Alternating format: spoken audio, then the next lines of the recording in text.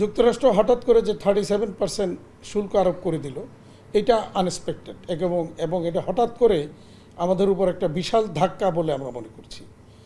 Ultimately এটার জের বা খেসারত আমাদেরকে দিতে হবে। আমরা যেটা একটা অপার সম্ভাবনা দেখছিলাম অন্যান্য দেশের উপর শুল্ক আরোপ করার ফলে বাংলাদেশের জন্য একটা বিশাল সুযোগ আসছে বলে আমরা মনে করছিলাম, সেই সুযোগটা আর থাকছে না।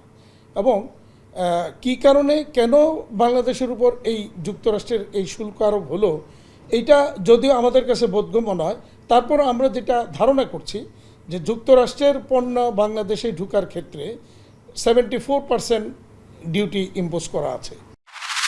Making money cannot be a goal of life. But if you want, put it there. I want to make money. Go ahead. But you listen to others, what they want to do. I want to change the world. Imagine what you want.